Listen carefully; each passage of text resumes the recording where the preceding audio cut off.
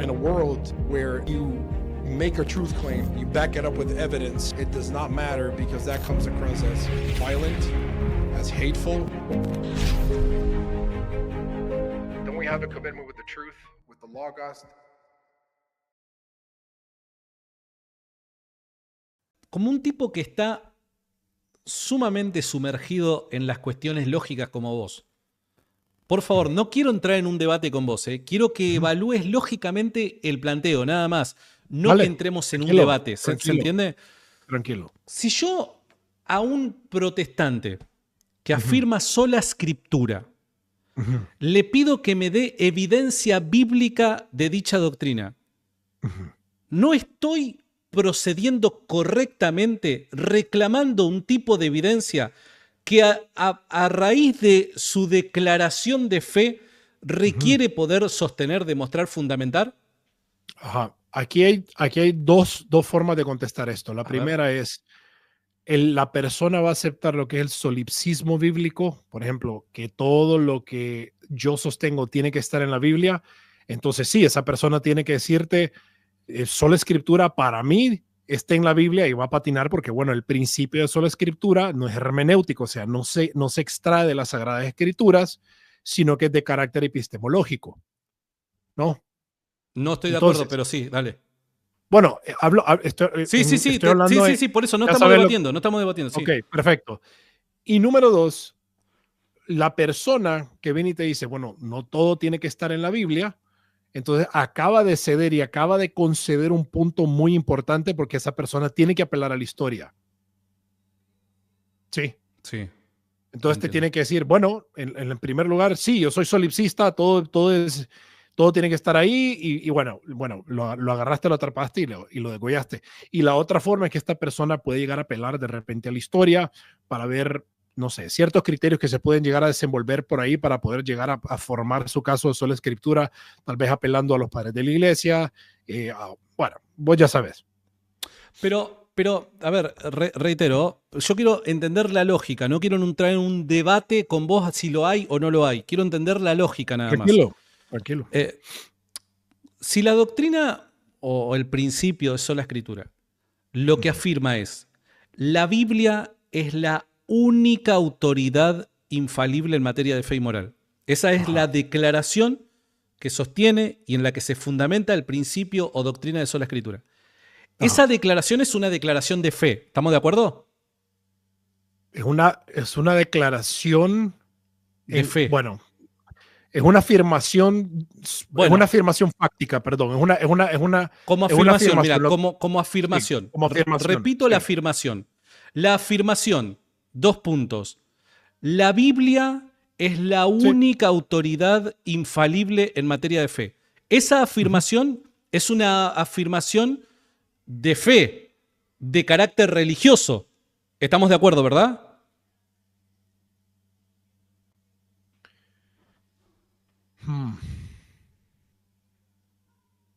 Para mí es una afirmación epistemológica. Porque estás asumiendo un conocimiento de algo. Te voy a dar ejemplo. Hay varios tipos de conocimiento. Está el conocimiento de familiaridad. Yo conozco a Santi, Santi conoce a Luis. Está el conocimiento relacional. Creo en Santi, porque Santi es y ha sido leal conmigo. Por cierto, eso es cierto. Bueno, valga la redundancia. Hay otro tipo de conocimiento, como yo sé que Donald Trump es el presidente 47 de los Estados Unidos. Entonces, el tipo de conocimiento o el tipo de afirmación de la Biblia solamente es la única regla infalible en cuanto a fe y moral, viene siendo un tipo de conocimiento sobre la Biblia o acerca de la Biblia. Entonces, por eso es epistemológico, porque estoy diciendo algo sobre la Biblia, de lo cual yo creo que es la Biblia. Bueno, entonces, pero también afirmar que la Biblia es inspirada, eso también es epistemológico, ¿no? Claro.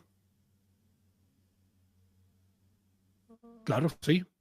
Pero eso no es una declaración de fe, afirmar la afirmación, la Biblia es inspirada por Dios o las Sagradas Escrituras son inspiradas por Dios.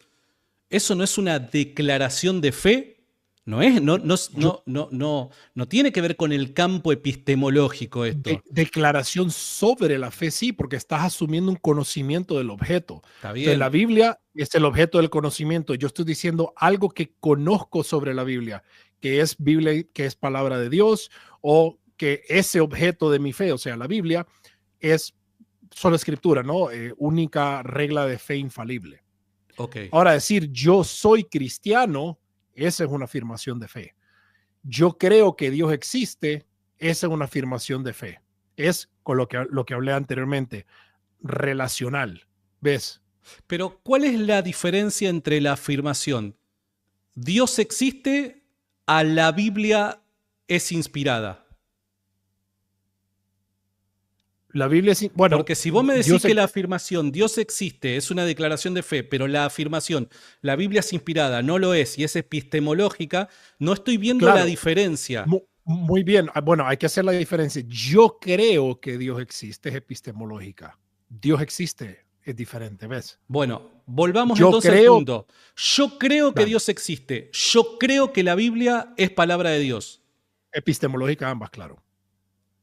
Porque estás creo, asumiendo, sí, el yo creo, porque estás asumiendo un conocimiento. Entonces, aquí es donde volvemos a lo que te entendí como que era una afirmación de fe, el yo creo que Dios existe. No, yo soy cristiano, es una afirmación de fe. Ok, te había entendido, yo creo que Dios existe, era una afirmación de fe. Tal vez, sí. Okay. No, bueno, tal vez si lo dije, me fui por ahí. Sí, entonces, cuando decimos yo creo en, bueno, ahí hay un conocimiento sobre algo. ¿Ves? O sea, Luis, ¿por qué crees en Santi? Jesús resucitó de entre los muertos. ¿No es una afirmación de fe? Sí, claro. ¿Y cuál es la diferencia entre Jesús resucitó de entre los muertos a la Biblia es inspirada? ¿Por qué una es una declaración de fe y por qué la otra es una declaración epistemológica? La Biblia es... ¿Cómo es? La Biblia es palabra de Dios, la Biblia es inspirada de Dios. Claro, vos me decís de que... Yo estoy diciendo algo sobre la Biblia, pero no estoy diciendo algo sobre Jesús, yo estoy diciendo algo de, o sea, estoy hablando de un hecho histórico, por el otro lado estoy hablando de un hecho de conocimiento. Jesús es Dios. Es una declaración de fe. Claro. Se está diciendo, una afirmación también, una afirmación filosófica. Es una afirmación, histórica, pero se está haciendo una afirmación acerca de Jesús. ¿Cuál sería la diferencia entre Jesús es Dios a la Biblia es palabra de Dios? Yo creo que Jesús es Dios. Por ejemplo, Jesús es Dios. La diferencia es, yo creo que Jesús es Dios. Esta persona asume una creencia que no se sabe si está justificada, que no se sabe. Entonces, y ya cuando decís Jesús es Dios y le preguntás, bueno, yo creo que Jesús es Dios por esto, por lo otro. Pero cuando uno dice Jesús es Dios, ya es más ontológico, ¿no? Estás hablando acerca algo de la característica del ser, de lo que implica Dios. Yo para mí no tiene diferencia y por eso es que no le encuentro no encuentro que la declaración sea epistemológica, porque cuando yo digo, por dar un ejemplo, la afirmación Jesús es Dios y la afirmación la Biblia es palabra de Dios, es exactamente la misma afirmación, la misma oración, pero cambia el sujeto y lo que se dice respecto al sujeto, pero en cuanto a afirmación son exactamente iguales. Se está diciendo algo sobre algo. Estoy diciendo que la Biblia es palabra de Dios. Estoy diciendo algo acerca de la Biblia. Estoy diciendo que Jesús es Dios. Estoy diciendo algo acerca de Jesús. Entonces, es ahí en donde no termino de entender cómo una puede ser epistemológica y la otra de fe. Para mí, las dos son de fe. Las dos son de fe. Porque si no, el cristianismo, ¿qué sería? El cristianismo sería epistemología, ¿no? El cristianismo es fe. Y es creer en aquello que nos ha sido revelado. Ahí es donde viene la discusión. Entonces, bueno, ¿yo cómo conozco aquello que ha sido revelado? Bien, eso sí entramos en el campo de la epistemología. ¿Cómo conozco aquello que ha sido revelado? ¿Cómo yo puedo acceder a ese tipo de conocimiento que ha sido revelado por parte de Dios? Eso sí ya me parece que entra en el campo de la epistemología. Pero el discutir el dato revelado es una discusión del campo de la fe. Y que se da dentro del marco o de las fronteras establecidas por la fe que nosotros profesemos, ¿no? Sí. Cuando nosotros, por ejemplo, cuando hay una afirmación sobre algo, sobre sigamos con los mismos ejemplos. Ok. Yo digo, la Biblia es palabra de Dios. Yo tengo que justificarte eso porque es una creencia que yo sostengo. Bien. Y cuando yo digo Jesús es Dios, a la vez es una creencia, pero la afirmación en sí es ontológica, o sea, Jesús es Dios. Estoy hablando de que Jesús es algo, o sea, tengo que analizar, tengo que indagar metafísicamente, ¿cómo así que es Dios? Bueno, ahí hablo acerca del logo, de la encarnación y todo lo demás. Sí. Pero No sé cuando si hablamos de la Biblia, ¿no es exactamente lo mismo? Cuando decimos las Sagradas Escrituras son palabra de Dios. Bueno, ahí la afirmación como tal también podemos llegar a decir que está hablando acerca de la ontología, o sea, de Claro. aquello que hace a la escritura de lo que sea. Ujú. Pero cuando yo quiero justificarte esa posición, porque es una creencia que yo sostengo o que puedo rechazar. ¿Me Ok. explico? Sí, obvio. Lo Ah, entiendo. tal vez no fui muy claro, tal vez no Claro, fui muy porque claro. algunas veces a mí me hacen ese planteo y por eso me encanta charlar con vos, que sos un tipo que está metido en la cuestión lógica, no en cuanto al Trato. debate, en cuanto al si hay suficientes razones para creer o no. Ese debate no lo quiero dar. Lo que quiero simplemente pensar, porque puede ser de que mi sesgo me esté jugando una mala pasada, es si el planteo o mi reclamo al evangélico si está justificado o no. Porque cuando yo le digo, a ver, si el dato revelado únicamente te lo comunica la Sagrada Escritura, toda aquella declaración de fe que se haga debe estar justificada por el dato revelado que es la Escritura. Entonces, cuando un evangélico hace la afirmación, solamente la Biblia es autoridad infalible, esa es una declaración, una afirmación del campo de la fe.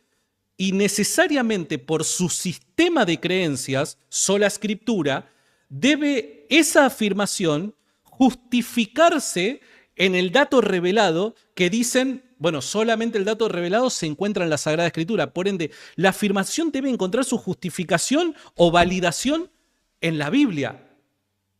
¿Se entiende? Entonces, ahí es donde yo pregunto, no entrando en un debate acerca de sola escritura o no, sino entrando en el campo de si está justificado mi reclamo lógicamente o está injustificado. ¿Se entiende el planteo?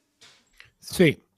Lo que pasa es que cuando uno parte del marco del evangélico, del protestante, no, yo soy protestante, nosotros se asume que absolutamente todas las posiciones que nosotros tengamos Mi esposa está acá al lado, tienen por eso que, dice esa cara, perdón.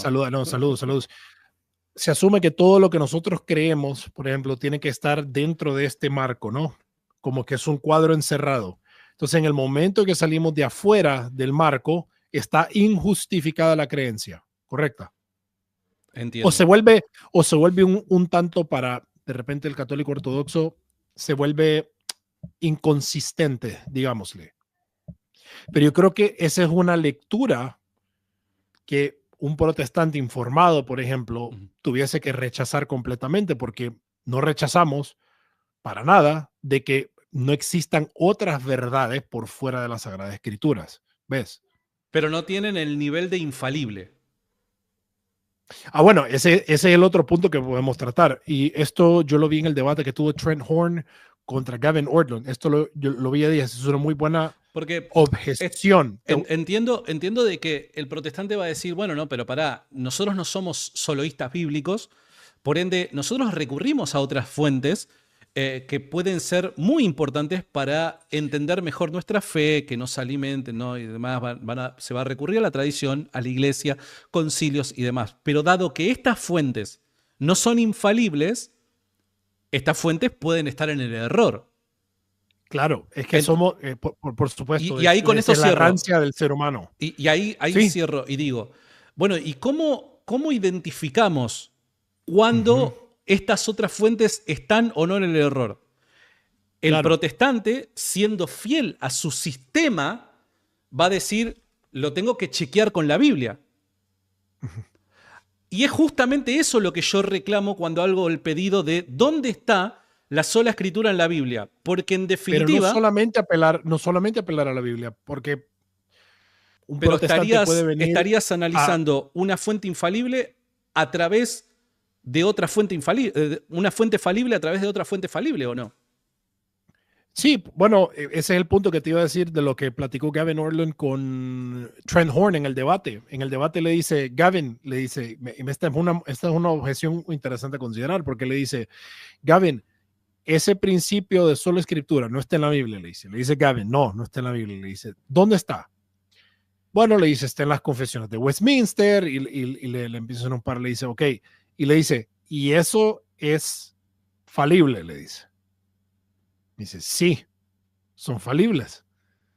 Porque, en efecto, cuando nosotros hablamos acerca de operaciones humanas, cuando hablamos de, por decir así, el tinte que el ser humano deja sobre instituciones, que deja sobre todo, claro, es y somos falibles. Ahora, no se sigue lógicamente que siempre vamos a ser infalibles. Perdón, no se sigue lógicamente que siempre vamos a estar en el error. ¿Ves? Sí, estamos de acuerdo, estamos de acuerdo. El ser humano puede ser es infalible, perdón. El ser humano es falible. Es falible. El ser humano es falible, pero eso no quiere decir que siempre está en el error. Nosotros somos seres falibles que podemos estar en lo correcto. Exacto. Entonces, por ejemplo, si lo movemos y hablamos, por ejemplo, con respecto al pontífice, al papado, ¿no? Cuando hablamos acerca de infalibilidad, que viene siendo una categoría ontológica, entonces uno dice, bueno, este señor, por ser humano, es falible. Obviamente, no voy a estar un muñeco de paja, no voy a decir que el Papa siempre es infalible, que eso es lo que enseña el catecismo, yo no voy a decir eso. Sino que en un cierto momento... Eso es falso, ¿no? Sabemos de que eso es falso, ¿no? Bueno, claro, por eso mismo lo digo. No, lo aclaro porque han entrado algunos hermanos evangélicos acá diciendo, no, pero ustedes dicen que el Papa siempre es infalible. No, no es eso. No, es cuando habla acerca con respecto a sustentar un dogma en cuanto a fe y moral, en un contexto que cumpla con ciertos criterios. Exacto, se preserva el error. Entonces uno viene a analizar y dice, bueno, en efecto, el ser humano es falible, pero no se sigue que siempre será infalible. Entonces aquí viene la pregunta es, ok, ¿cómo sabemos nosotros que este ser humano, cómo sabe el Papa que en ese momento está siendo infalible si él es falible? Por ejemplo, ese sería un buen planteo, ¿no? Sí, sería un buen planteo. Y también podría ser respondido acorde a la Sagrada Escritura. Acá es donde a mí me parece que es lo interesante entender, de que somos seres humanos falibles. El hecho de que seamos falibles no quiere decir que siempre estemos en el error, claro, o no quiere decir de que siempre estemos en lo correcto. Podemos equivocarnos, como así también podemos llegar a la verdad. Podemos comprender correctamente la realidad. Habiendo dicho eso, en materia de fe, ¿cómo nosotros constatamos que estamos en lo correcto cuando asumimos una posición? En materia de fe, repito, me encanta que estés tomando agua desde el bidón, amigo. Es bien de macho pecho peludo. Bueno, les pido perdón a todos, pero a mí no me jode. Imagínate, yo me como unos sándwiches acá en vivo. Yo tengo un termo, yo lo lleno con esto y mi hija me lo agarró. Entonces, reitero.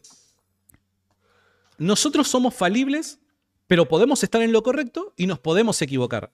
No siempre nos equivocamos ni siempre estamos en lo correcto. Ahora, cuando nos metemos al ámbito de la fe, cuando discutimos cuestiones de fe, ¿cómo comprobamos de que estamos en lo correcto o estamos en lo incorrecto?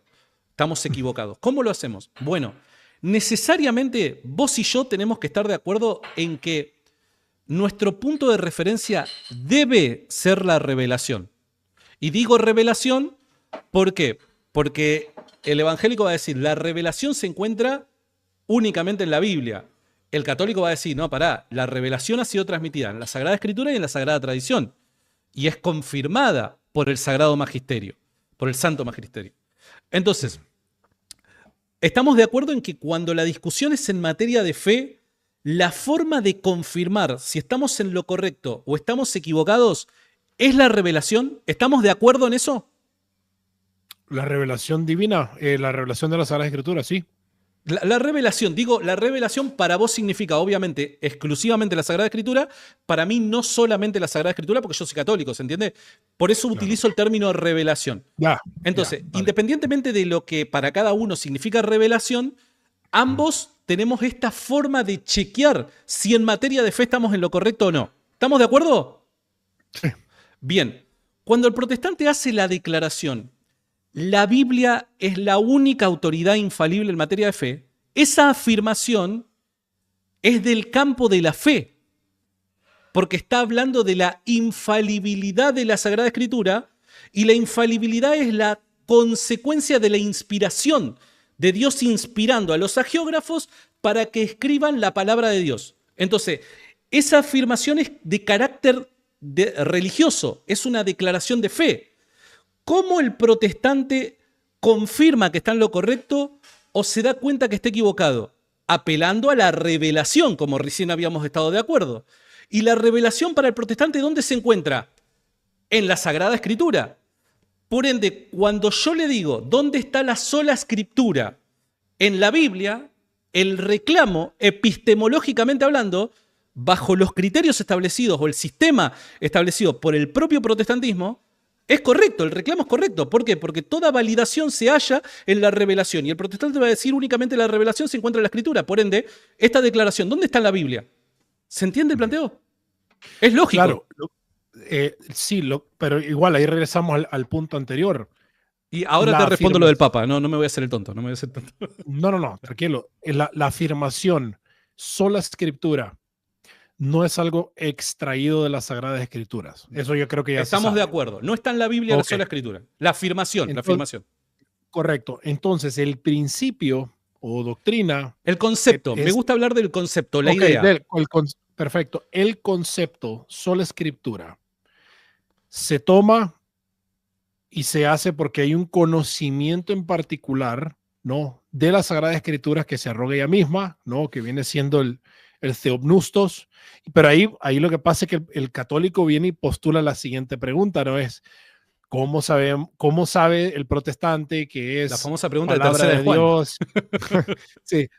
¿Cómo sabes que eso? Entonces ahí nos metemos en otro lado, ¿ves? Entonces lo primero es, ok, existe un criterio que solamente se utiliza una tan sola vez para decir que en efecto existe una inspiración, y de esa inspiración se concluye lógicamente que las Sagradas Escrituras por definición son perfectas, infalibles, ¿no? Unos dicen inerrantes, depende del campo en que se encuentre uno, ¿no? Infalible, inerrante. Entonces, lo que pasa es que la inferencia se hace a partir de lo que la Sagrada Escritura es, que es palabra del Señor. Estamos de acuerdo.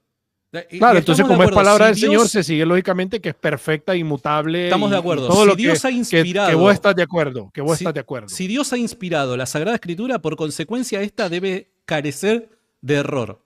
Debe ser inerrante. Eso no es ni debate. Yo creo que los ortodoxos, católicos, protestantes estamos de acuerdo. Ahora, la discusión ¿es únicamente la Escritura infalible? Sí, pero por el estatus ontológico de las Sagradas Escrituras, que por definición, o sea, por decir así, lo único infalible es aquello que viene de Dios. Las Sagradas Escrituras vienen de Dios, por lo tanto, lo único infalible son las Sagradas Escrituras. Por dar un ejemplo. Bueno, pero ahí es la premisa que debería ser demostrada, es que lo único que viene de Dios es la Sagrada Escritura. No, que lo único infalible de Dios es, lo único, o sea, Dios es infalible. Dios es infalible, bien.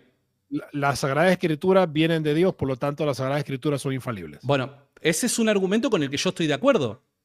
Pero sí, solamente te doy el ejemplo para entender por qué la única regla de fe en cuanto a materia infalible son las Sagradas Escrituras, es porque ellas mismas intrínsecamente son infalibles. Pero para. Ahí hay un argumento, ahí hay algo flojo en el argumento, porque me estás metiendo el única en un argumento que no tiene la palabra única en ninguna de sus premisas. O sea, vos lo que me dijiste, la escritura. Mira. A ver si te entendí. Premisa número 1. Dios es infalible. Sí. Esa fue la 1. Aquello que viene de Dios, aquello que ha comunicado de Dios, que ha comunicado Dios, es infalible. No. Dios es infalible. Bien. Las Sagradas Escrituras son de Dios. Vienen de Dios. Las Sagradas Escrituras son infalibles. Bien, estoy de acuerdo con el argumento. Sí. Yo que soy católico y no soy sola Escritura, estoy de acuerdo con el argumento. Es que todos tienen que estar, eso es algo. Pero este argumento no te lleva a que únicamente la Biblia es infalible. Ok. Por eso es que yo lo que digo es que el protestante lo que debe demostrar es que es únicamente la Biblia. infalible. Sí, claro. Que Bueno, lo ahí único que donde viene de Dios es la Sagrada Escritura, porque imagínate un cristiano de mitad del siglo II. Vos y yo que hemos estudiado el caso de la resurrección de Jesús. Imagínate sí. un cristiano de mediados del siglo I, años 60, 70, donde todavía no había Biblia como tal, habían algunos rollos, cartas, libros que circulaban en algunas comunidades primitivas, pero lo que principalmente se transmitía era la palabra de Dios oralmente hablando. Se comunicaba de forma verbal, a través de la tradición. Eso vos y yo lo conocemos muy bien porque hemos sostenido el La argumento de la tradición resurrección oral de de los Jesús. primeros siglos, de los primeros 3 siglos, claro. Bien, esa predicación oral, ¿de dónde nace? Nace de la predicación de Jesús. Claro. Esta predicación de Jesús, ¿quiénes la reciben? Los apóstoles. Sí, Y los apóstoles la transmiten. sí. Esta predicación, este mensaje que se da o se transmite en una vía paralela a la Sagrada Escritura, ¿no viene de Dios también? Que es palabra de Dios. Lo que pasa es que eso finalmente termina siendo documentado como las Sagradas Escrituras. No todo termina siendo documentado. La misma Biblia dice que no todo termina siendo documentado. No, que no todo se encuentra en este libro, de todas las cosas que Jesús hizo. Claro, pero Ahí no donde la todo lo carga de que la, ahí Jesús es donde la hizo. carga de la prueba, ahí donde, por ejemplo, la carga de la prueba recae en aquella persona, ok, ¿dónde está la evidencia de la tradición que se encuentra en estas otras cosas Estoy de acuerdo. que Jesús hizo? ¿No? Estoy Ahí completamente de acuerdo. viene El católico otra ahí se carga tiene de que hacer prueba. cargo de la carga de la prueba, valga la redundancia. Bueno, Ah, o ah, cualquiera que lo haga, no Pero necesariamente el católico. estamos de acuerdo que la Biblia en el Nuevo Testamento no te dice todas las enseñanzas que ha dado Jesús. 3 años y medio de ministerio público de Imposibles Jesús. son, imposibles Entonces, son. y sabemos de que todas esas enseñanzas sí las recibieron los apóstoles y las transmitieron a los primeros obispos que han ordenado. ¿Estamos de acuerdo con eso, verdad? Claro. Bien. En ese momento, en el momento en el que los apóstoles están transmitiendo esto por una vía paralela a la Sagrada Escritura, que no lo contiene toda la Sagrada Escritura, esa vía Cuando paralela. decís, disculpa, no te quiero interrumpir, pero cuando decís Sagrada Escritura, está hablando del canon. El canon no había sido No terminado, hablo sino del hasta canon. Me refiero a 383. Sagrada Escritura como aquellos documentos que circulaban en las Los comunidades vinculantes. primitivas. Ya, Sí, sí, sí. Me ya, refiero ok. simplemente a eso, que hay dos vías que comunican el mensaje de Cristo. Una vía Ya, que está documentada, que está escrita, y hay una otra vía que es la vía oral.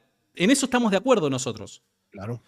No todo lo que se comunicó verbalmente ha sido contenido en lo escrito. Ujú. Eso que ha sido comunicado verbalmente que no ha sido documentado en lo escrito, ¿no es también palabra de Dios? Sí, claro. Entonces hay dos vías que comunican la revelación y son infalibles. Porque si No es palabra necesariamente. de Dios, es Cuando decís infalible. cuando decís 2 vías, está hablando de 2 vías de comunicación, pero el mensaje sigue siendo el mismo de Dios. Ahora la pregunta es, Sí, ¿dónde se concuerdo. encuentra, por ejemplo, esta tradición? Y no está la tradición. O No, ¿cómo que no? sea, no ¿Cómo que deja no? de ser palabra de Dios. Por ejemplo,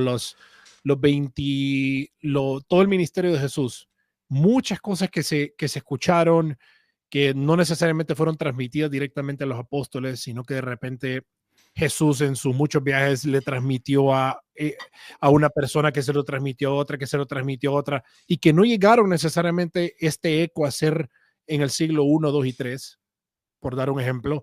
Es palabra de Dios, porque lo recibió, no sé, alguien de Galilea, alguien de Samaria, pero no terminó siendo documentado en las Sagradas Bueno, Escrituras. pero el que no sea documentado no quiere decir que esta vía paralela que comunicó la palabra de Dios deje de ser palabra de Dios.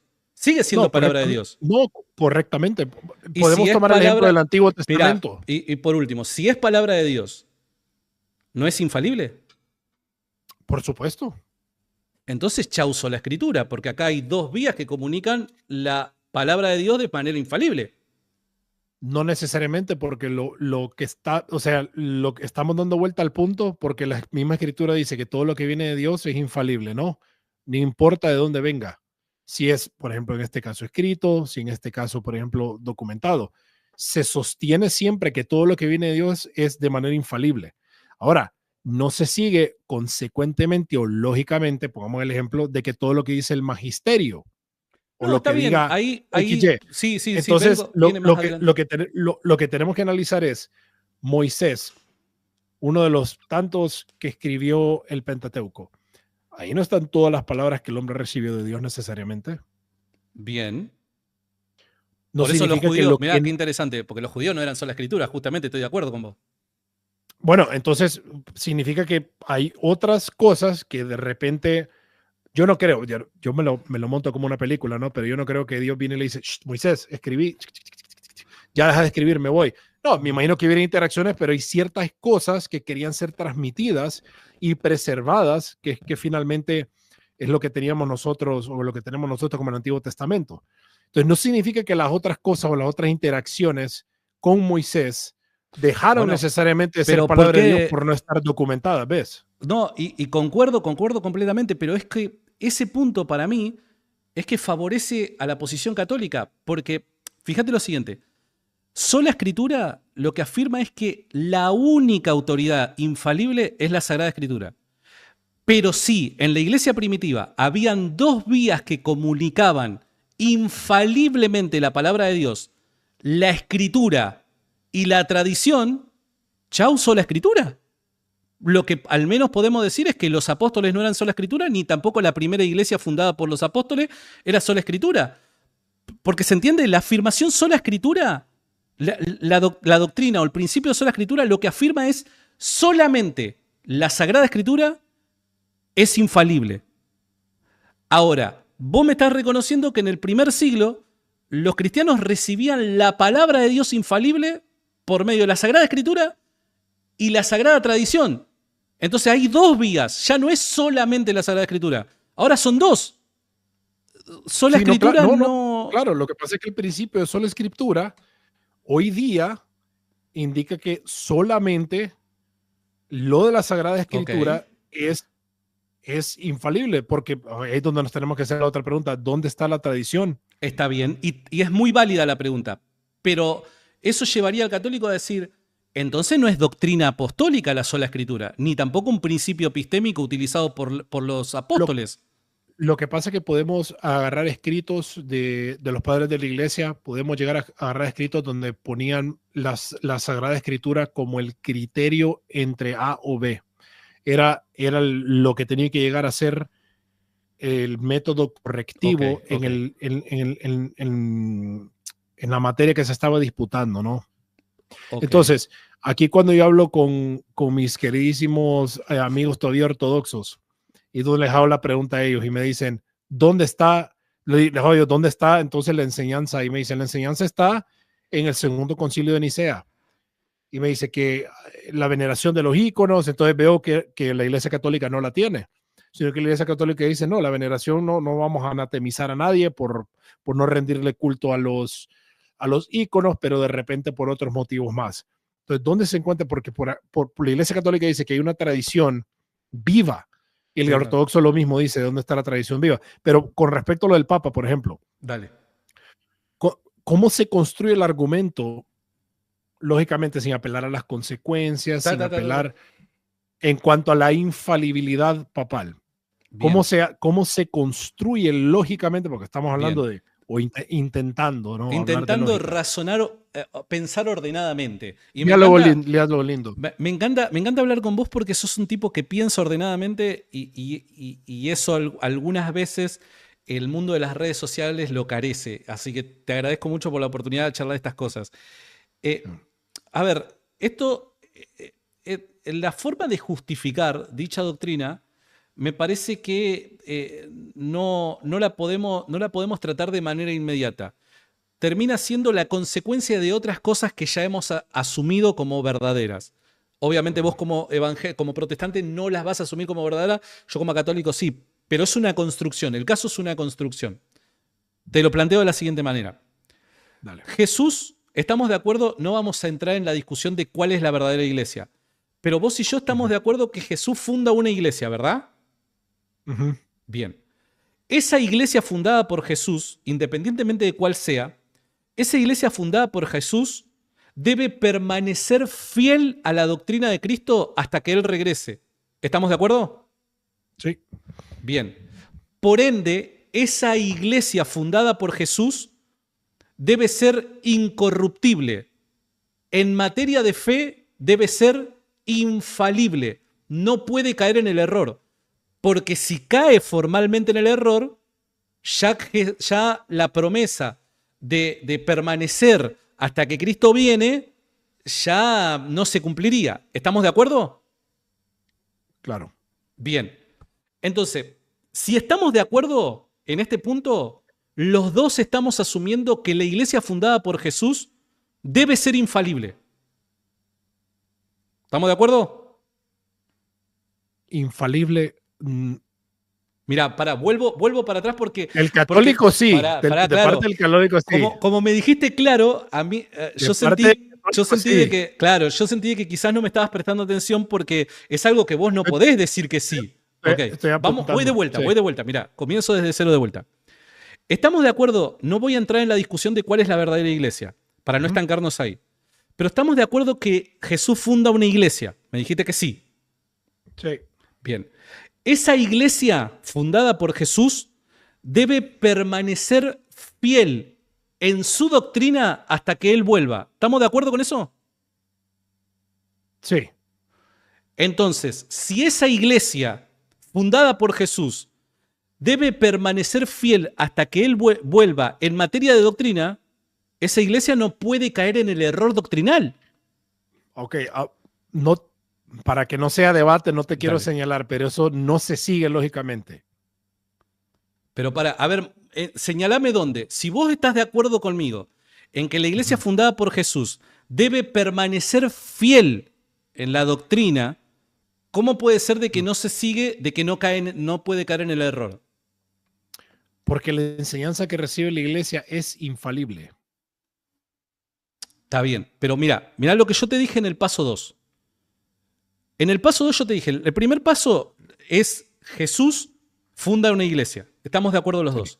Esa iglesia, en cuanto a su doctrina, en cuanto a su enseñanza de fe, hasta que Cristo vuelva, necesariamente tiene, y es un hecho que se debe dar, tiene que permanecer fiel a las enseñanzas de Jesús. Sí. Pero si es un hecho que esa iglesia debe permanecer fiel, es infalible. Ok, pero no se sigue lógicamente. O sea, a ver, explícamelo. Voy a decir porque no se sigue lógicamente, porque la enseñanza que se recibe es lo infalible. Ahora, yo puedo comunicar algo, yo siendo un ser infalible, yo puedo comunicar una enseñanza infalible a pesar que yo soy un ser falible. Estamos de acuerdo. Entonces, no se sigue necesariamente que la iglesia tiene que ser infalible para transmitir algo infalible. Puede seguir siendo falible y va a ser, por ejemplo, preservada del error, protegida hasta el final de los tiempos. Sí. Pero ser preservada del error no necesariamente implica infalibilidad. Pero al menos lo que afirmamos los católicos cuando hablamos de la infalibilidad de la iglesia, cuando hablamos de infalibilidad de la iglesia, la idea, lo que tenemos en mente es que Dios la preserva del error. No, eso es lo que conceptualmente los católicos afirmamos. Cuando los católicos hablamos de la infalibilidad de la iglesia, nos referimos a que Dios la preserva a la iglesia fundada por Él del error doctrinal. Cuando hablamos, por ejemplo, de que yo voy a transmitir algo de forma infalible, no, yo soy un vehículo. Ese vehículo que transmite la enseñanza infalible ya recibida de Jesucristo, no necesariamente yo tengo que ser infalible para comunicar lo mismo que se me dio a mí. ¿Ves? Sí, yo te entiendo. Entiendo de que, reitero, los seres humanos son falibles y siendo falibles pueden estar equivocados y pueden estar en lo correcto. Pueden conocer correctamente la realidad, por eso pueden afirmar verdades y estar seguras de ellos. No estamos en desacuerdo con eso. Los dos estamos en la misma línea. Ahora, cuando el católico afirma que la iglesia es infalible, conceptualmente se refiere a la idea de que Dios la preserva del error formal en materia de doctrina. Si la iglesia debe permanecer... Entonces asumís fidelidad con infalibilidad. La correlacionás ambas. Por ejemplo, para ser fiel hasta el final en cuanto a enseñanza de doctrina, tenés que ser infalible. No, al revés. Yo creo de que de que la iglesia es infalible y se da la infalibilidad por la fidelidad. Ok, entonces se le Porque otorga. Dios no es. Cuando Dios preserva a la iglesia del error, no es que Dios te corta la libertad y es como que te posee tipo marioneta y te hace actuar de una forma independientemente a tu voluntad. No, Dios se vale de tu voluntad y de tu libertad y valiéndose de la misma, dado que es soberano y todopoderoso, puede lograr que se preserve la iglesia del error, sin violar tu libre albedrío. Dios puede hacerlo. Vos no sos calvinista, vos sos molinista, si yo no me equivoco. Por ende, vos vas a estar de acuerdo conmigo en que Dios puede, independientemente del sistema al que nos suscribamos, Dios puede llevar a cabo ciertas cosas, ciertos actos o ciertos hechos se pueden dar en la soberana voluntad de Dios sin la necesidad de violar el libre albedrío del hombre. Entonces, cuando hablamos de la infalibilidad, no es que Dios, como una persona en otro momento me malinterpretó, no es que Dios está violando el libre albedrío del hombre. Dios no está violando el libre albedrío del hombre. Pero Dios sí está evitando que el hombre libre caiga en el error doctrinal. Y dado que es Dios, Dios lo puede hacer. ¿Estamos de acuerdo que Dios eso lo puede hacer?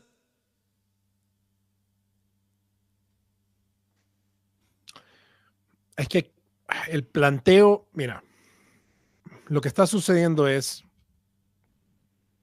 que estamos asumiendo que para que la iglesia llegue al final de los tiempos, cuando nosotros pusiste fidelidad y después pusiste infalibilidad, ¿no? O sea, para que exista fidelidad hasta el final en cuanto a la enseñanza, tiene por necesidad. Sí, claro. Estoy, por ejemplo, tratando de construir un muñeco de acero en tu posición.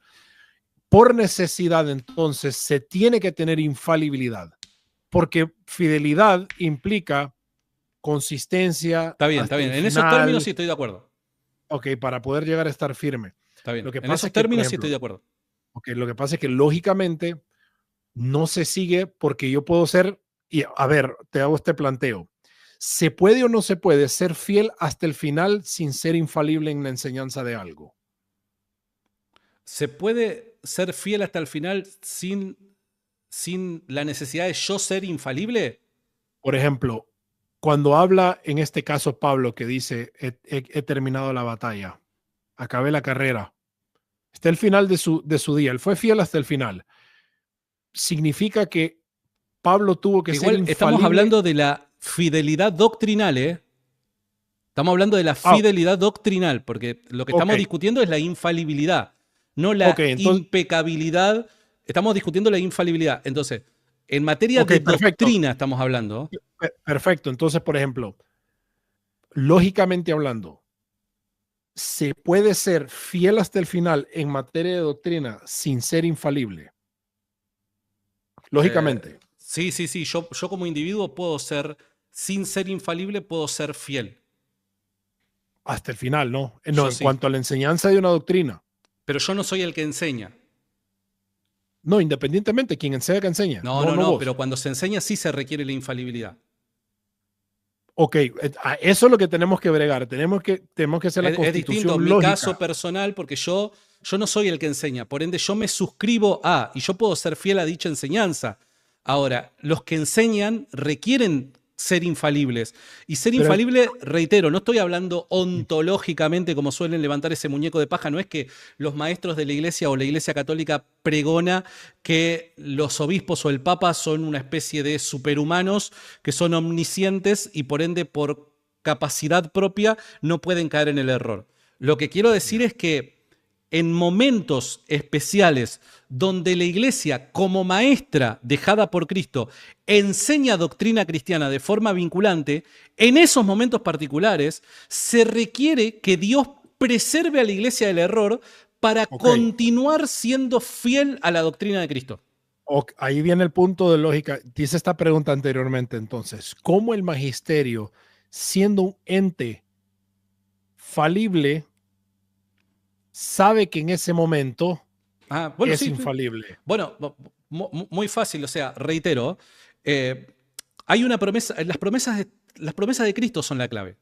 Por eso yo comencé, respondiendo a esta pregunta, yo te comencé el planteo de si la iglesia, mira, para no llegar al planteo de la infalibilidad, los dos estamos de acuerdo que Cristo lo que desea es que la iglesia predique el evangelio para salvación de las almas. ¿Estamos de acuerdo los dos con eso, verdad?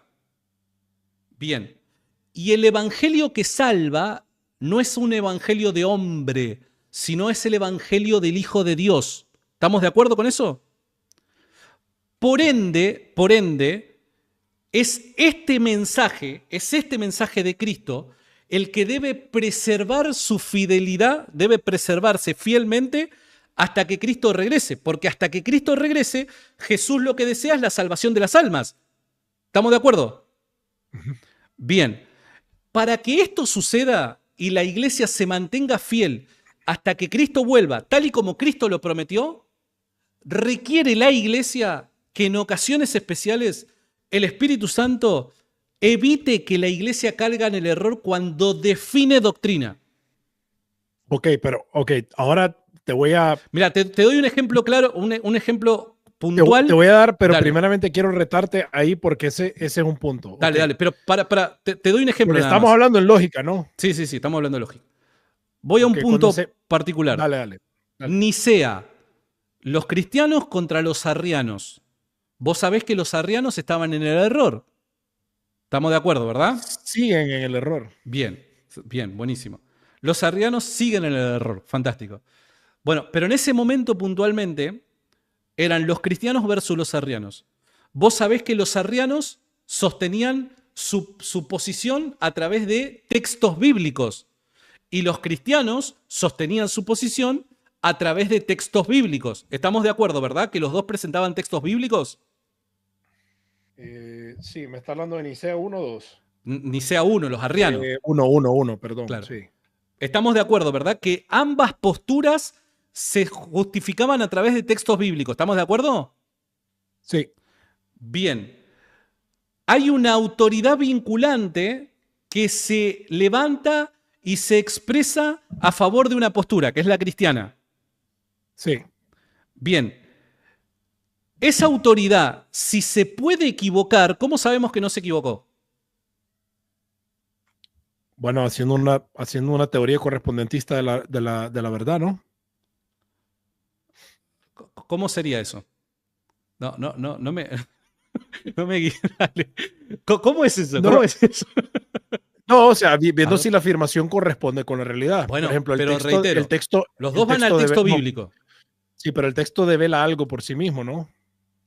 Está bien, pero hay muchos textos, vos sabés, de que no son lo suficientemente claros. Estamos de acuerdo, ¿verdad? Si no, la gente honesta no estaría honestamente confundida o equivocada. Claro, los textos un poco más oscuros, ahí es donde tenemos el método crítico. Lenguaje lingüístico para poder llegar a tratarla o esclarecer el texto, ¿no? Pero estoy poniendo atención, solamente estoy queriendo ver algo está bien, pero por sí solo dichos recursos no son capaces de poder traer la suficiente luz como para adoptar una postura definitiva y decir, esta es la verdad sin margen de duda. ¿Por qué?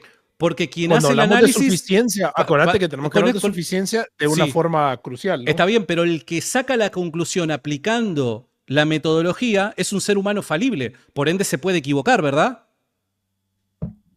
Sí, te voy a traducir el texto acá, y aquí lo tengo. Ok. Mi punto es justamente ese, que si la iglesia en Nicea no era infalible, sino falible, ¿cómo sabemos que la iglesia no se equivocó y el verdadero cristianismo no es el arrianismo?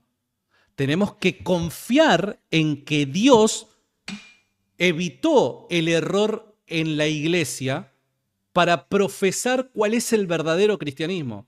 Si no, simplemente es una discusión de textos bíblicos nada más.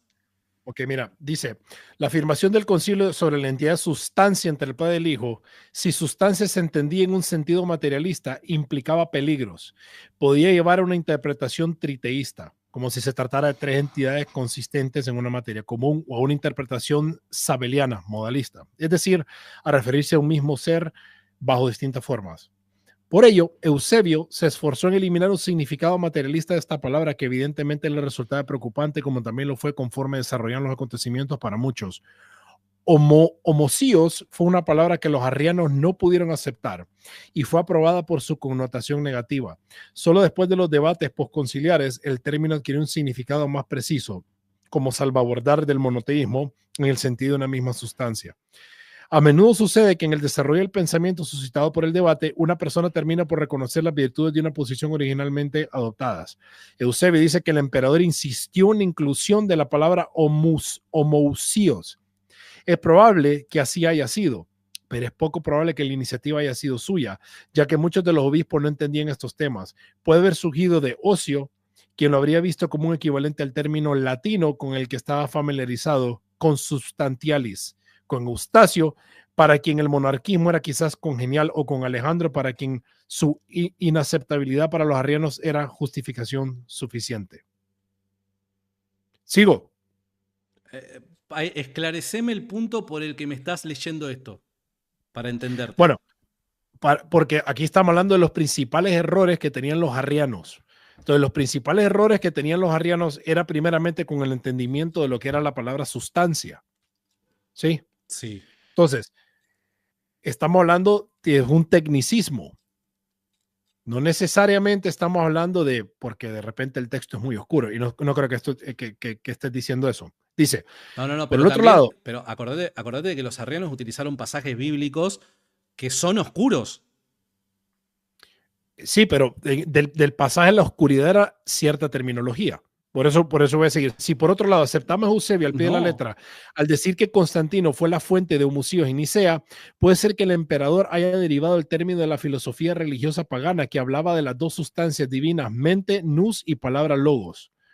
Después de hacer sus afirmaciones positivas en el credo, el concilio anatemizó los principales errores atribuidos a los arrianos, que hubo un tiempo en que él no existía. Ese yo creo que es lo que estás hablando del oscuro del texto, ¿ok? Hubo un tiempo en que él no existía, o que él llegó a ser de la nada, y que el Hijo de Dios es creado o alterable o mutable. Y el último anatema, las palabras hipostasis y usía, también traducidas más tarde como sustancia, se usaban indistintamente. Más tarde, las consideraciones teológicas harían más difícil distinguirlas. Eusebio tuvo dificultad para explicar esta parte de las decisiones conciliares sobre los anatemas, etcétera, etcétera, etcétera. Esa es la parte de la Sagrada Escritura que te referís, que citaron los arrianos. Sí, a ver, reitero, el problema con los arrianos, más allá del concepto, el problema conceptual, es que los arrianos justificaban sus ideas a partir de pasajes bíblicos.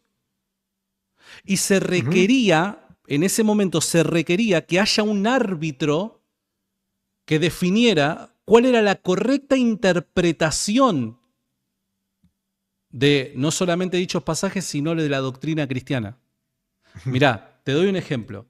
Independientemente de la explicación que nosotros le demos, Colosenses capítulo 1, verso 15, Él es la imagen del Dios invisible, el primogénito de toda creación.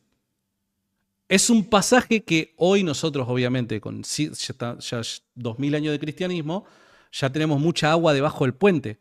Pero en aquel entonces los arrianos empleaban esta clase de pasajes para justificar sus ideas. Otro pasaje, Juan capítulo 14, verso 28. Habéis oído que yo os he dicho, voy y vengo a vosotros, si me amarais, os habríais regocijado, porque he dicho que voy al Padre, porque el Padre mayor es que yo. Reitero, yo no estoy afirmando de que los arrianos tenían razón, ni mucho menos, para que nadie me saque de contexto. Claro. Lo que yo estoy diciendo es que los arrianos tenían la idea de un tipo de cristianismo. Y este tipo de cristianismo que ellos predicaban, lo justificaban por medio de textos bíblicos que representan cierta dificultad a la hora de interpretar, como los que te mencioné. Los cristianos presentaban otros pasajes bíblicos. Esto era una lucha de pasajes bíblicos. Para poder llegar a un final, para que la discusión se finalice, Se necesitaba un árbitro que tuviese autoridad vinculante de tal forma que su palabra fuera la última en esta discusión. Y si es vinculante y es la última, requiere la presuposición de que esas palabras tienen que estar en lo correcto, que no pueden ser un error. Ok, pero por eso te leí la parte. Ok, te leí la parte porque eso tuvo que ver con lingüística, ¿no? ¿Por qué? Bueno, lo puedo volver a leer por el homoousios, Sí, no, por la terminología. Entonces, por ejemplo, se necesita infalibilidad para poder llegar a montar terminología correcta o solamente se puede llegar a necesitar discernimiento. Hay veces que recordemos que cuando hay un choque de ideas con pasajes bíblicos que pretenden justificar ambas posturas, se requiere un intérprete de la idea. Pero el intérprete de la idea puede ser un mejor discerniente, un mejor Intérprete. un mejor intérprete, y ese mejor intérprete es porque tiene mayor discernimiento o porque tiene infalibilidad. No, es porque dado el lugar que tiene y en el que Dios lo ha puesto, Dios nos garantiza de que dicho árbitro no ha de caer en el error. Es por Bueno, eso. pero en efecto, el error presupone infalibilidad o mayor discernimiento en ese momento del concilio. En ese momento particularmente, lo que presupone es infalibilidad. Pero ves, ahí nos vamos a un problema A ver, de interpretación. ¿por qué? Porque por otro lado, porque nunca se tomó infalibilidad, No entendí. ¿no? Por ejemplo, cuando nosotros nos metemos a la historia y nosotros vemos y analizamos ciertas tensiones que existieron, hablemos por ejemplo entre Pedro y Pablo, Ajá. ¿cómo fue que se sustentó esa contienda que hubieron entre los dos? Por hipocresía. Pablo ¿cómo es? Lo exhorta por Lo hipocresía. Exacto, le tira Sí. un hacha. Entonces, existe un factor ahí. Yo sé que no estás diciendo esto. Bueno, Pablo fue infalible, por lo tanto tuvo, no sé, una posición de autoridad por encima. Entonces, lo que hay que, en vez de, por ejemplo, no estoy diciendo que lo estás haciendo, pero muchos sí lo hacen, que es una petición de principio, es cómo comprobamos que en ese momento es infalibilidad y no un mayor grado de certeza. Porque estamos hablando de Porque es la terminología garantía. lingüística. Es la Pero garantía que estamos, Jesús nos da. pero estamos hablando, por ejemplo, con respecto a lingüística, tenemos algo lingüístico acá. Sí, sí, sí, te Mira, te lo entiendo. leo. Pero lo La que nos inclusión del garantiza término, son las promesas de Jesús.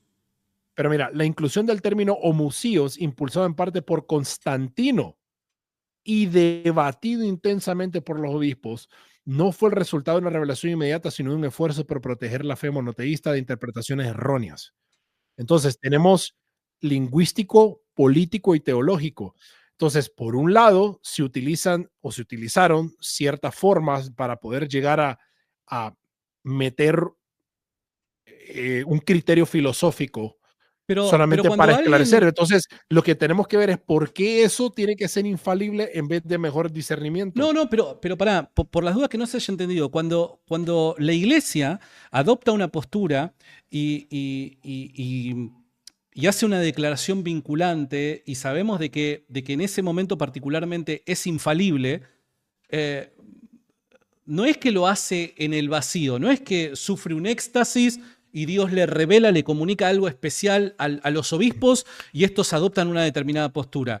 No, es a través del razonamiento, se ponen a pensar, a indagar en oración. Pausa. Ok, brutal. Ahí estamos de acuerdo. Ahora, lo que nosotros tenemos que ver es, será entonces que yo para poder hacer esta indagación, esto racional, esto lingüístico, se sigue necesariamente infalibilidad No, de eso para... Ok, pero ese no es mi exacto. argumento. Ok. No. Por dar un ejemplo, reitero, fíjate lo siguiente. Sí. ¿Se sigue de que sean infalibles? No se sigue que sean infalibles, pero se requiere que sean infalibles.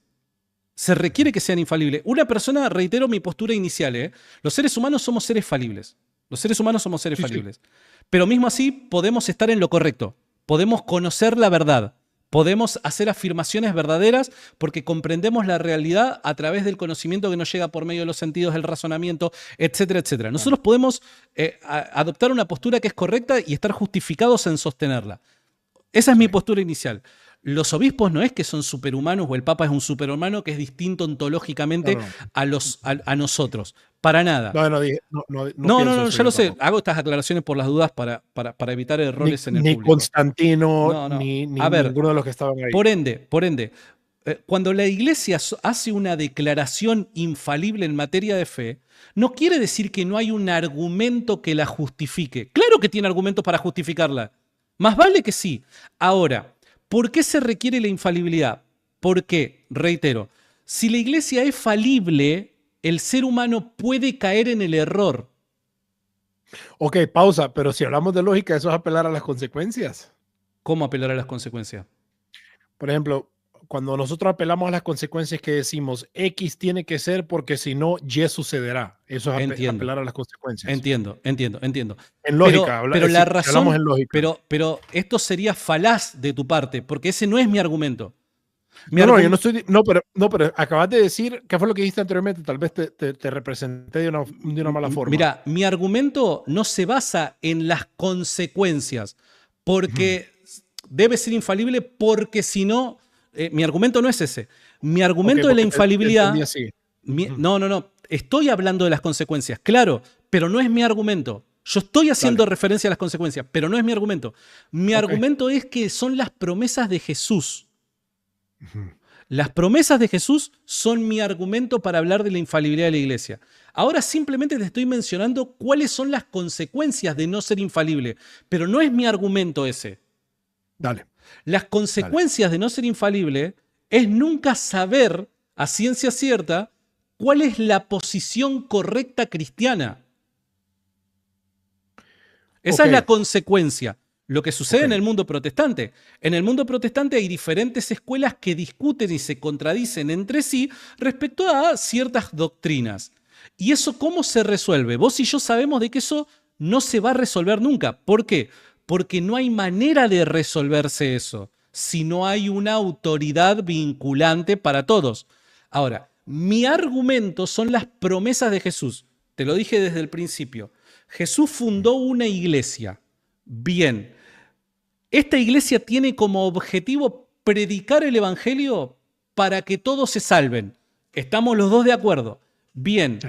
El evangelio que salva almas es un evangelio que no está corrompido, no es un evangelio de hombres, es el evangelio que viene de Dios. ¿Estamos de acuerdo? Sí, este evangelio que viene de Dios debe ser preservado fielmente hasta que Cristo vuelva. Para que esto ocurra, necesariamente Dios tiene que actuar evitando que la iglesia caiga en el error cuando hay disputas internas dentro del cristianismo, como sucedió con el arrianismo. Dentro del seno cristiano hay una disputa acerca de quién es el Hijo, la identidad del Hijo, si el Hijo es tan Dios como Dios el Padre. Hay una disputa. Entonces, para que la promesa de Cristo de preservar fielmente la doctrina cristiana hasta que Él regrese, para que esa promesa se cumpla, por dar un ejemplo, estoy dando un ejemplo, en el concilio de Nicea, la voz vinculante, la autoridad vinculante para el mundo cristiano debe ser infalible, porque pese a que tiene argumentos para sostener y justificar cuál es su postura, la iglesia nosotros tenemos que tener la seguridad de que la postura de la iglesia no tiene error. Ok, ya entiendo. Okay, solamente porque si la iglesia se puede equivocar, ¿cómo sabemos que no se equivocó? Okay. Es tu opinión, sí. Es tu opinión contra la del contrario. Y es una discusión de nunca acabar, como pasa hoy en el protestantismo. Ok. Aquí viene con donde yo te reto la idea, Dale. ¿no? Los arrianos por ejemplo, em, tienen una doctrina, ¿no? Ok, y la pregunta central es, ¿por qué la necesidad del debate entonces? Porque están discutiendo ideas y están tratando de justificar la postura que han asumido. Ok, pero si el magisterio fuese infalible en sus decisiones doctrinales, no habría existido un desarrollo dogmático, ¿no? No entiendo el planteo. Ok, tenemos los arrianos que tenían este Sí, problema y teníamos, a los por cristianos. otro lado, a los cristianos. Entonces, si el magisterio fuese infalible, no habría existido desarrollo dogmático ni necesidad de una corrección posterior, porque se asume que la iglesia en sí misma tiene que ser infaliblemente preservada del error, ¿no? Claro, o sea, la iglesia no puede caer en el error cuando hace declaraciones vinculantes en materia de fe. Ok, excelente. Entonces, ¿por qué la necesidad de los concilios si el error no puede llegar a la iglesia, no? Pero a mí me parece que estás mezclando cuestiones. O sea, cuando uno dice de que la iglesia es infalible, no está queriendo decir que la suma de todos los obispos son preservados en todo momento del error doctrinal. Eso no es la postura católica. Ujú, Obviamente han habido obispos herejes, han habido ujú. obispos que han caído en el error doctrinal y los han tratado de defender a estos errores doctrinales. Pero es que esa no es la postura católica, eso sería un muñeco de paja. Entonces, cuando traemos un problema a un concilio, ¿es porque se tiene que debatir o se tiene que traer al consenso? Si quiere hablamos de los primeros 7 No, no, concilios. es porque se tienen que debatir. O sea, se tienen que debatir, la necesidad de se tienen que debatir es dada las circunstancias en las que se da el Bueno, concilio. aquí viene el problema magisterial de A infalibilidad. ver, ¿Por qué se tiene que siquiera llegar a debatir y no anclarlo de hechas a primeras si no puede llegar a errar la iglesia o el magisterio? reitero, mira, la iglesia no puede errar cuando hace declaraciones vinculantes, pero hasta el concilio no hicieron declaraciones vinculantes. Correcto. Entonces, ¿por qué la necesidad siquiera del debate? Hablando lógicamente, ¿por qué siquiera tiene que existir un debate? ¿Por qué no existe sencillamente el esto es y estuvo? Pero porque, reitero, la infalibilidad no es un éxtasis o que Dios toma posesión de los obispos y le trae revelación esclarecedora, Es esclarecedora. esclarecedora de tal forma que mágicamente dicen, ah, esta es la postura correcta. No, los obispos interactúan con las posiciones, interactúan con los argumentos, analizan los argumentos, sacan sus conclusiones, el Papa saca sus conclusiones. O sea, no es que la tarea humana de razonar queda de lado. No, el obispo razona, piensa, analiza los planteos y Dios actúa, es como similar a lo que sucede con la inspiración, no es lo mismo, obviamente, pero es similar a lo que sucede con la inspiración. Vos y yo sabemos de que Pablo no fue tomado en un éxtasis, poseído por el Espíritu Santo e inconscientemente escribió. Dios usó la libertad, la capacidad, el intelecto, las ganas, las motivaciones, el contexto histórico y demás que llevó a Pablo a escribir sus epístolas. Dios usa todas esas cosas y escribe lo que él desea que se comunique sin error porque es palabra de Dios, pero no quita la libertad del hombre. Por ende, Pablo tuvo que llegar a analizar las cuestiones en Corinto cuando habían diferentes disputas, en Galacia cuando habían diferentes disputas, Pablo analizaba todas estas cosas, las pensaba, las cuestionaba y después escribía porque él era un ser libre. Dios Ok, no anula tu capacidad de razonar. Lo mismo, claro, no, no no, lo mismo. claro, Algo similar claro. pasa en el concilio. Solamente que en el concilio, cuando decimos de que las definiciones son palabra de Dios, no nos referimos a que es inspirada, como lo ha sido la Biblia, sino que está preservada del error y representa de forma esclarecedora la doctrina cristiana. Ok, entonces, por ejemplo, igual es para tratar de de ver cómo podemos llegar a dar en el clavo. Cuando se trata el término, por ejemplo, homoousios, que fue adoptado con reservas en Nicea, ¿no? Ujú. Toda la declaración de Nicea fue infalible. En cuanto a la fe, sí. Sí, en cuanto a el tratar de poner a dormir lo que estaba pasando. Claro, en En cuanto a lo que acostar, se dice acerca de la doctrina de Cristo, sí. correcto, en cuanto a dormirlo. Ahora, si no me equivoco, por cierto, te recomiendo este libro de Everett Ferguson, un historiador increíble en cuanto a Pero está historia en de la iglesia. inglés, yo no sé inglés. Sí, y fíjate que he tratado de buscar para poder llegar a ofrecer esto al español, pero Está tiene muy que haber buena más la personas. charla. Te agradezco mucho por la buena onda, me encanta la No, charla. no, a mí me encanta. Me Aquí encanta. viene algo, Dale. algo interesante. La pregunta es, ¿bastó Nicea para resolver el arrianismo? Cuando decís resolver el arrianismo, ¿te referís en cuanto a la A doctrina o en sepultar. cuanto al hecho de la existencia de los arrianos? No, la existencia de los arrianos es imposible si todavía siguen vigentes hoy día. Ahí los veo en Twitter a cada rato. Te hago la pregunta porque, por ejemplo, estoy viendo en el libro, como tengo acá, las posiciones con respecto a la relación del Hijo y el Padre. O sea, estamos viendo que en Constantinopla, en Éfeso y en Calcedonia se tuvieron que reafirmar y corregir interpretaciones previas.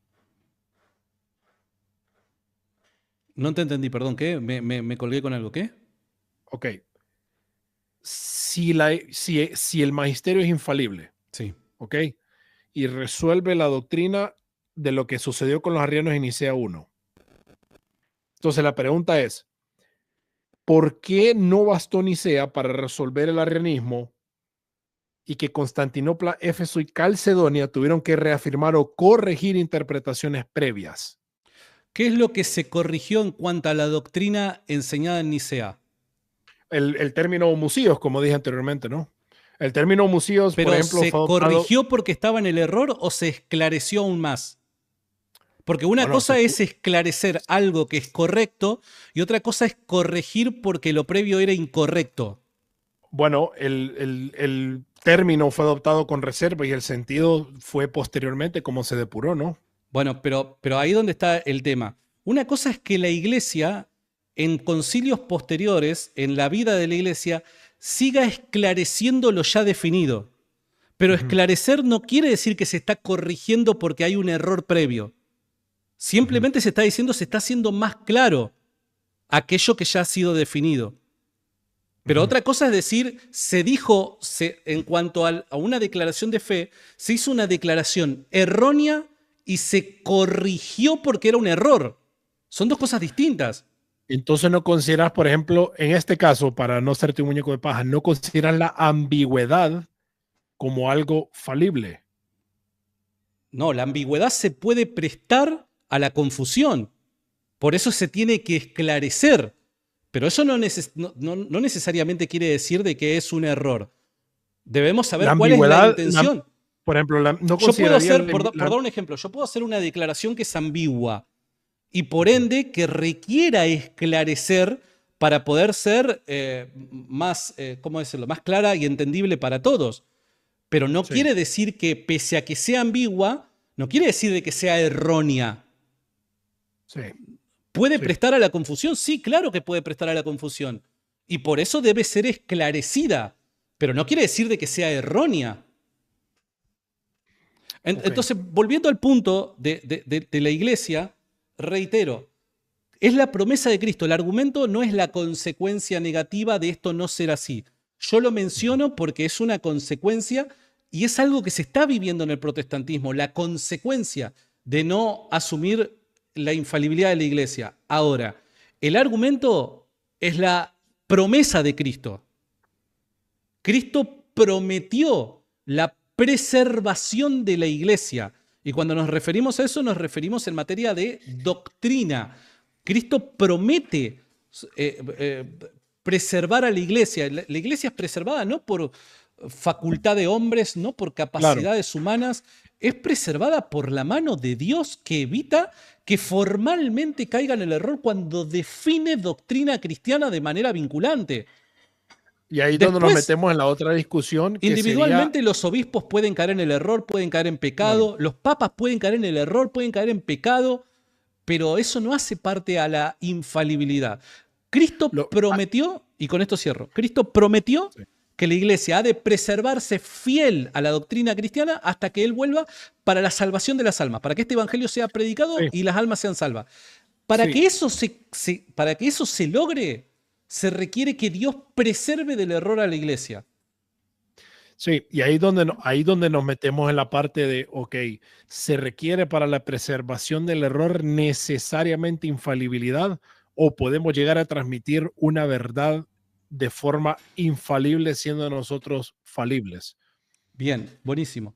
Reitero. Y ahí daríamos vuelta en el mismo punto, porque una cosa es, ok, yo voy a ser preservado del error de, porque recibí algo de que es infalible, yo siendo falible, el magisterio compuesto de personas falibles. Entonces, a la hora de transmitir esto, ¿será que necesito infalibilidad o basta con tener otros mecanismos que no interfieran, por ejemplo, con lo que somos como seres humanos, ¿no? A la hora de transmitir una idea.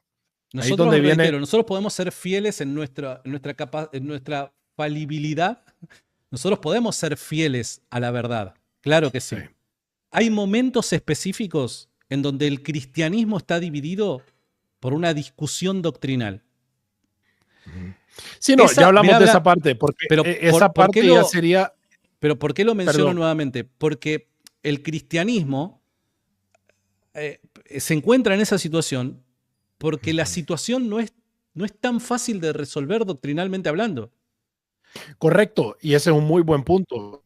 Entonces, la consulta es, ¿será que necesito yo para resolver esto, necesariamente hablando, necesito infalibilidad en ese momento o basta con tener otras herramientas? Perdón, se te mutió, no sé, se te está colgando. Sí. Entonces, la pregunta que habría que tratar es, ¿se necesita infalibilidad en esos momentos o se necesita armas lingüísticas, discernimiento y otras cosas para Bien. poder llegar a una verdad, ¿no? La iglesia utiliza todas estas armas. Sí. Utiliza todas estas... Te doy un ejemplo concreto. Cuando hablamos de los libros que han sido inspirados.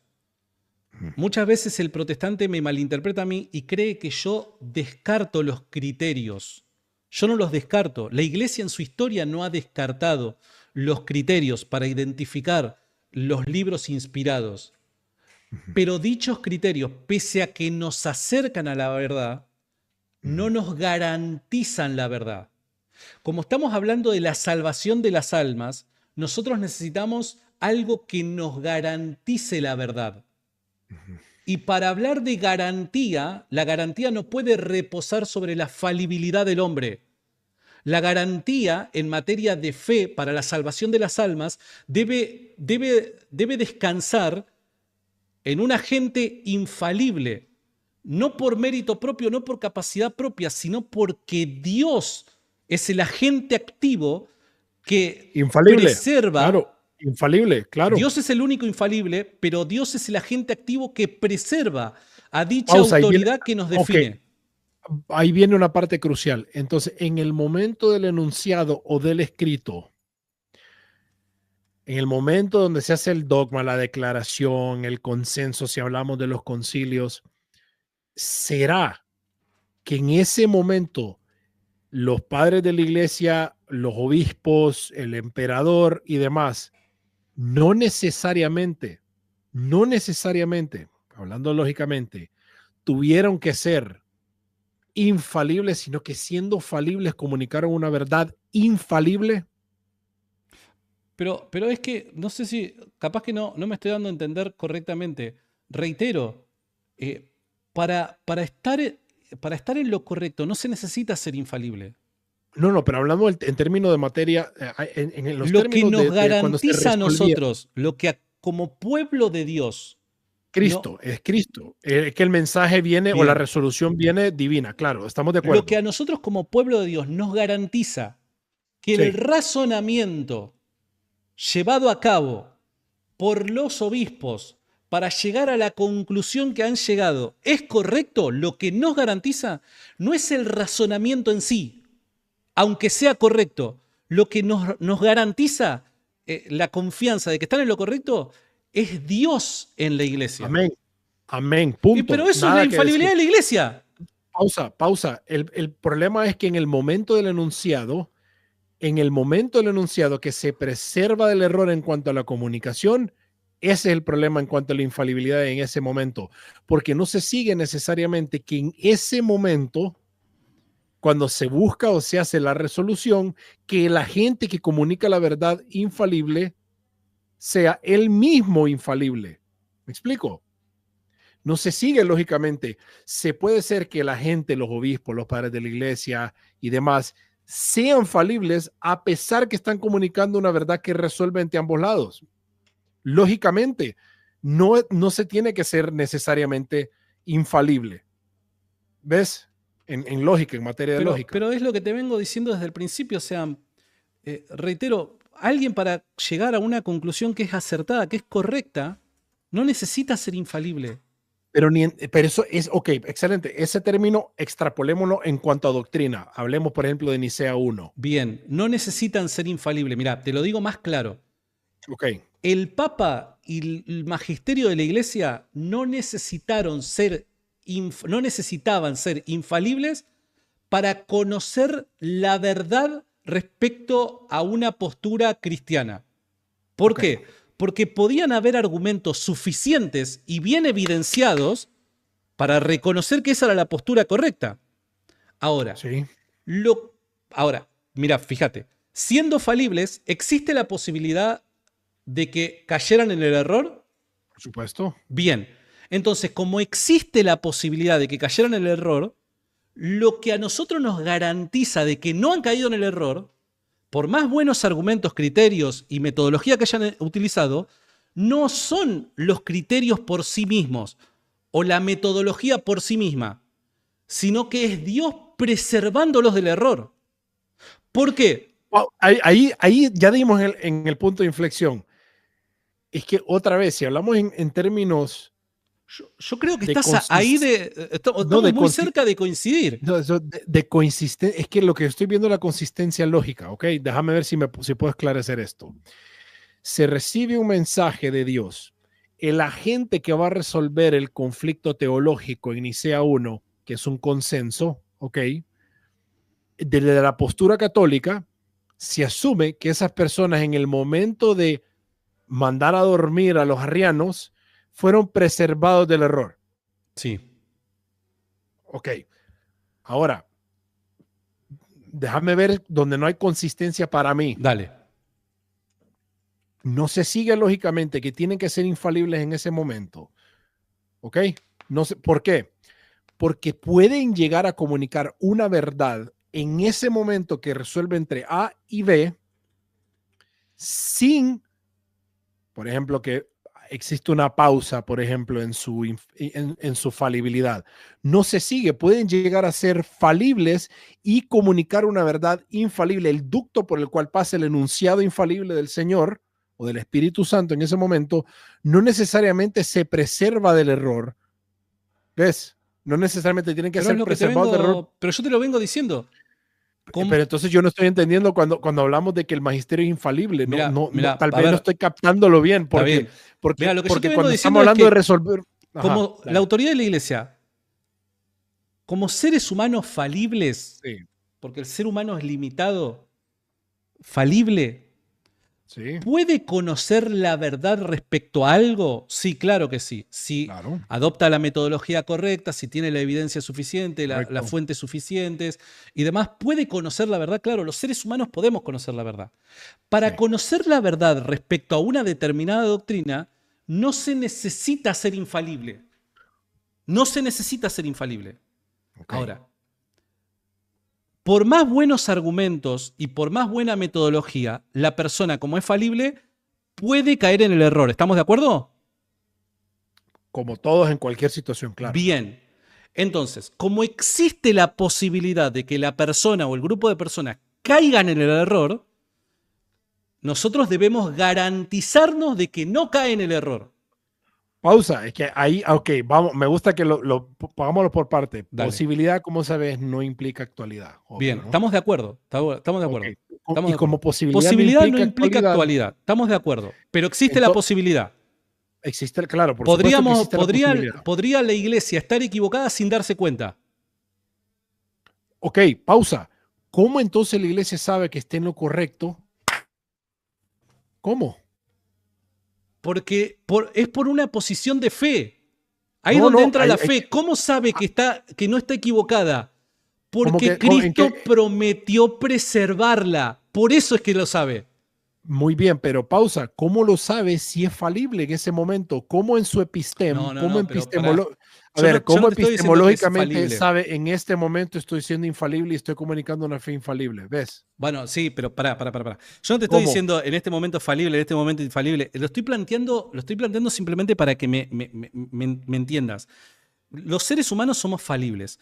Independientemente de que somos falibles, si tenemos la información suficiente, aplicamos la metodología correcta y demás, podemos conocer la verdad sin la necesidad de ser infalibles. ¿Está bien? En eso estamos de acuerdo. Bien, eso también aplica para los obispos. Por ende, cuando están resolviendo una cuestión doctrinal sin la necesidad de ser infalibles, ellos si tienen la información suficiente y aplican la metodología correcta, podrían llegar tranquilamente a la solución, a la verdad de aquello que se está discutiendo.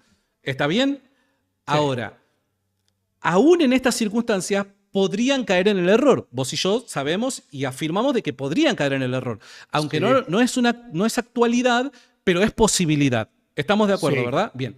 Dado que existe la posibilidad, debe haber algo que nos garantice, más allá de las capacidades humanas y de la metodología, de la fuente, de la evidencia y demás, debe haber algo que nos garantice de que no caen en el error en determinadas circunstancias cuando se define la doctrina cristiana, la verdadera doctrina cristiana que al ser anunciada y creída salva almas. ¿Cómo nosotros confiamos en esta garantía? Por las promesas de Jesús. Que nosotros confiemos en la promesa de Jesús no quiere decir que nosotros no tengamos argumentos para sostener la posición que ha adoptado la iglesia. Claro que la iglesia siempre que ha definido doctrina ha tenido argumentos, ha tenido fuentes, evidencia, ha desarrollado una justificación lógica. Claro que sí, yo no lo estoy negando. No es un éxtasis que toma el Papa y que de repente habla inspirado por Dios sin tener conocimiento acerca de eso que está declarando. No. Esta gente llega a la conclusión interactuando con el problema. Ahora, como son seres humanos falibles, por naturaleza, estoy hablando, porque el ser humano es falible por naturaleza, se requiere, para la garantía de la fe, se requiere no solamente buenos argumentos, se requiere la intervención de Dios evitando que la iglesia caiga en el error doctrinal, para nosotros garantizar. Yo estoy seguro de que lo que la iglesia profesa es correcta, no solamente por los argumentos que te puedo presentar, porque te puedo presentar argumentos, sino también porque Dios preserva a la iglesia. Y ese es el punto principal. Entonces, por ejemplo, desde la posición católica viene siendo, para la garantía tiene que haber infalibilidad. Claro. Sin lugar a duda. En vez de, por ejemplo, ubicarlo desde, como dicen los ortodoxos, no se necesita, dicen los ortodoxos, infalibilidad, sino que lo único que se necesita es discernimiento. Pero ese discernimiento debe estar custodiado por Dios para evitar que caiga en el error. Sí, no hay ningún problema. Y eso es infalibilidad, bro. Pero es que hay si el discernimiento está custodiado por Dios para evitar que caiga en el error doctrinal, eso es infalibilidad. Pero la infalibilidad es preservación del error, que obviamente tiene que ver con ontología. El discernimiento no es algo ontológico. No tiene que ver con ontología. ¿Con qué tiene que ver? Reitero lo que te dije al principio. Cuando nosotros hablamos... Pero el término, yo entiendo bien todo, no necesito el infalible. Infalible no me refiero, o no nos referimos a que ontológicamente determinados individuos tienen una naturaleza distinta. No, yo no soy, no, ese es un hombre de paja. Yo no. Pero Ontológicamente es cuando se preserva el error en un momento una persona, en ese momento se le está sustrayendo algo y se le está otorgando algo, ¿no? No. O sea, no Se le sustrae la capacidad del error y se No. le otorga, ¿cómo que no? Si se le preserva el error, entonces pero no se le está quitando la capacidad del error. No es que, a ver, porque puede caer en confusión esto que acabas de decir. No se le sustrae al hombre algo, sino que Dios. Pero si se le preserva el error, se le quita la posibilidad de algo. Bueno, pero a ver, yo no quiero decir algo que puede que no sea así. No tiene que ver con que se le quita la posibilidad de caer en el error como se le quita la libertad. No se le quita la libertad al hombre. Simplemente Dios actúa de tal forma que garantiza que la gente no cae en el error. Perfecto. Entonces sin tocar el libre albedrío del hombre. Perfecto. Pero entonces el acto se hace mediante la voluntad del hombre. Claro, el acto se hace mediante la voluntad es la voluntad del hombre cooperando con la de Dios. Pero si hay cooperación en ambas, implica cómo tocarías o cómo mirarías cooperación. Reitero. 50 y 50. No sé cómo sería el número ahí, pero a lo que me refiero es como, reitero, no es el mismo ejemplo porque no estamos hablando de inspiración, pero vos y yo sabemos de que cuando las escrituras fueron escritas por los hagiógrafos, sí, el hombre escribió lo que deseaba escribir. Sí, palabra de Dios directa. Y su deseo era lo que Dios deseaba que escribiera. Claro. Entonces, al hombre no se le quita la voluntad, pero coopera como instrumento de Dios, coopera con Dios para escribir lo que Dios desea en ese momento. Sí. Algo similar, porque no es lo mismo, porque la iglesia no está siendo inspirada como fueron inspirados los hagiógrafos, claro, pero en cuanto a la cooperación pasa algo similar. El hombre no queda reducido a quedar sin libre albedrío. No, el hombre es libre, actúa libremente, pero Dios nos garantiza de que Él preserva del error al hombre sin violar su libertad. Ok, porque la infalibilidad en ese momento implica perfección completa en el enunciado. Y si implica perfección completa en el enunciado, en el escrito, o en cualquier cosa que se está divulgando, significa que el hombre, por definición, queda preservado en su capacidad de errar, lo cual significa que queda preservado de una inclinación, no sé, lingüística, de repente de la temática que se está haciendo. ¿Pero qué quieres decir preservado? Para no... ¿Qué quieres decir? Preservado el error en ese momento es que queda nula la posibilidad de decir algo contrario a lo que se quiere decir, ¿no? Ok, pero no queda nula su libertad, ni su voluntad. En ese momento queda nula su libertad de escribir algo malo, o algo errado, o declarar algo que no es. Ok. ¿El hombre en ese momento deja de ser un ser libre? Somete su libertad, ¿no? Libremente. Pero entonces, llevando esto al caso de la inspiración de las escrituras, en el momento en el que estaban escribiendo... Son dos cosas completamente distintas. No, pero si están escribiendo palabra de Dios, en ese momento en el que están escribiendo, ¿también es preservado de su libertad? No necesariamente. ¿Por qué en uno sí y en el otro no? Porque en cuanto a la inspiración de las Sagradas Escrituras es comunicación completa y total por Dios. Entonces el ser humano sigue siendo falible. Y en ese momento... ¿Cómo va a ser falible si está escribiendo algo que es infalible? Por supuesto, porque es el que recibe la forma infalible. Lo que es infalible es el escrito, no la persona. O sea, no el ducto, no el canal de escritura. Pero si el ser humano está escribiendo libremente, está escribiendo lo que es su voluntad... Lo que recibe de Dios, el theopneustos. Pero lo que recibe de Dios no se impone a la fuerza. ¿Cómo así? Lo que recibe de Dios no se está imponiendo a la fuerza. Lo que recibe de Dios interactúa con el deseo del hombre, del hagiógrafo, en ese momento de escribir. Por ende es libre. Volviendo a dar el ejemplo, no es como vos decís que se posee de una forma donde... Y yo no pienso, nunca lo considero así, ¿no? Nunca lo veo de esa forma. Por eso es que yo sé que no lo pensaba de esa manera, por eso es que apelo a ese ejemplo, porque me parece que como por uno sí, el otro no. No, yo estoy intentando ser uniforme en ambos lados. Por ejemplo, en el lado que el hombre comunica, perdón, lo de Dios o el escrito de Dios, ese hombre, mediante su escritura, mediante lo que está siendo comunicado por el Señor, el hombre sigue siendo falible, pero lo que escribe es infalible. Pero ¿cómo lo que escribe va a estar desvinculado al que lo escribe? Desvinculado no, porque se preserva la personalidad del tipo de escritura. Y entonces en ese momento el hombre es infalible. No, porque si no lo que está necesariamente. pero pará, si lo que está escribiendo es infalible, ¿cómo va a ser falible el que lo está escribiendo? El escrito es infalible, claro. Pero ¿cómo el escrito que sale de la pluma de un ser humano, que sale de la voluntad, del intelecto de ese ser humano, cómo el escrito va a ser infalible, pero en ese momento el hombre va a ser falible? Porque no el sale escrito necesariamente... pretende reflejar lo porque que el ser humano en ese momento quiere comunicar. Lo que el ser humano en ese momento quiere comunicar es algo infalible. Pero es un ducto el ser humano. No se sigue lógicamente que el ducto tiene que ser infalible para que el mensaje se preserve como infalible. Ok.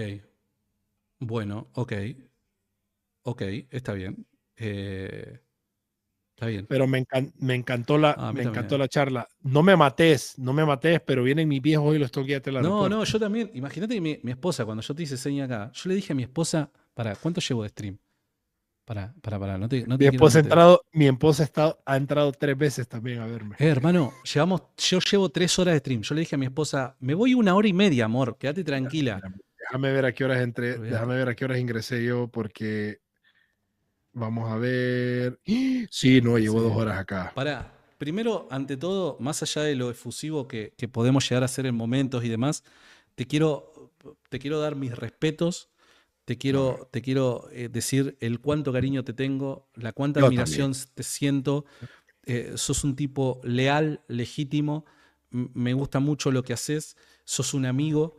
Porque estas cosas las quiero aclarar porque entiendo de que cuando la gente ve, y como esto lo ve tan River Boca, algunas veces le vale un centavo la amistad y las personas que están interactuando y tratan de hacer todo lo posible para encender una enemistad donde no la hay. Esto lo aclaro por las dudas porque seguramente tanto de un lado como del otro van a haber comentarios y demás, y yo no creo que Luis en ningún momento haya actuado de mala fe, ni yo creo haber actuado de mala fe hacia él. Somos amigos, los dos nos queremos, después vamos a seguir hablando de River y el Real Madrid, pero me encanta tener esta clase de conversaciones. A mí me fascina, que te presiona. Sos un tipo muy inteligente.